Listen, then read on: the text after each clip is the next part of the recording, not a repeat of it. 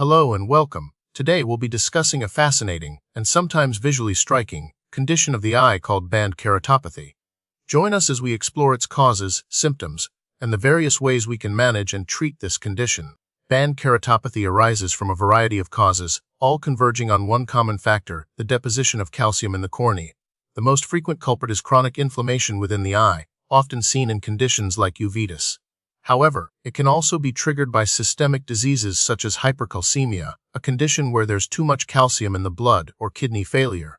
Other potential causes include prolonged use of eye drops containing phosphates, exposure to certain toxic substances, or even simply aging in some individuals. Interestingly, in some cases, no underlying cause is ever identified. We refer to these instances as idiopathic band keratopathy. Let's delve into the process of how this actually happens.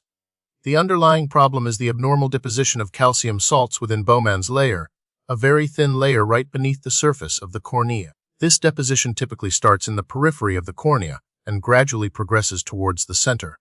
Think of it like calcium crystallizing out of a solution. The process is further influenced by factors like the local pH of the cornea, which can affect the solubility of calcium, and the presence of certain proteins that can act as a scaffold for calcium deposition. As the calcium builds up, it forms a visible band, hence the name band keratopathy.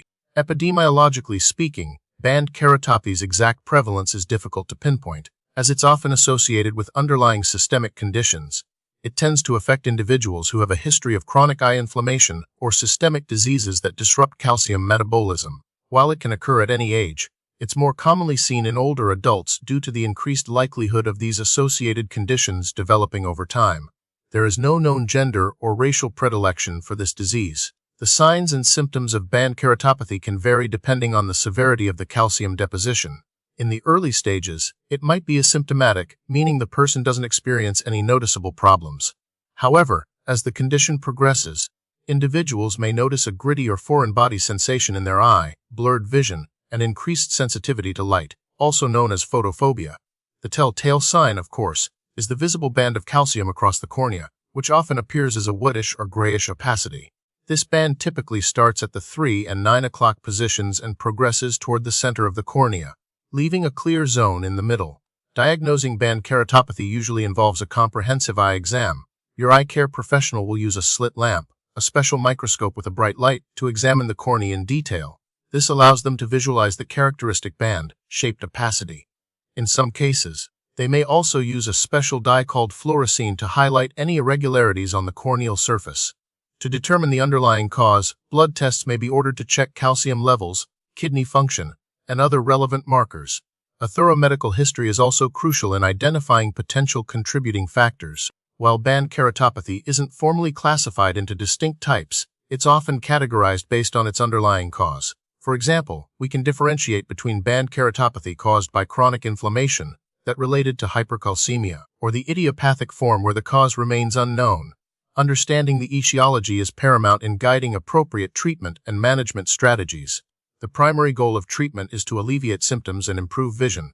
In mild cases, lubricating eye drops can help to reduce dryness and irritation. When the calcium deposition significantly affects vision or causes discomfort, a procedure called chelation with ETA, ethylene-diametetracetic acid, is often performed. EDA is a chelating agent that binds to calcium, effectively dissolving the calcium deposits on the cornea. The ophthalmologist gently scrapes away the calcium using a blunt instrument, often after applying ETA. In some instances, phototherapeutic keratectomy, or PTK, a type of laser surgery, may be used to smooth the corneal surface after chelation. If the underlying cause is identified, such as hypercalcemia, addressing that systemic issue is also critical. Preventing band keratopathy often involves managing underlying conditions that contribute to its development. If you have chronic eye inflammation, diligently following your prescribed treatment plan is essential. If you have a systemic disease that affects calcium metabolism, working closely with your doctor to keep it under control is crucial. Avoiding prolonged use of eye drops containing phosphates can also be beneficial. Regular eye exams are vital for early detection and management of any corneal changes. The prognosis for band keratopathy is generally good, particularly with timely and appropriate treatment. Chelation with EDTA is often very effective in removing the calcium deposits and improving vision. However, recurrence is possible, especially if the underlying cause is not addressed. Ongoing research is focused on developing new and improved methods for calcium removal. as well as exploring potential therapies to prevent calcium deposition in the first place. For example, some studies are investigating the role of certain enzymes in calcium regulation within the cornea, which could lead to novel therapeutic targets. Stay tuned as the field of corneal research continues to advance, offering hope for even better outcomes in the future.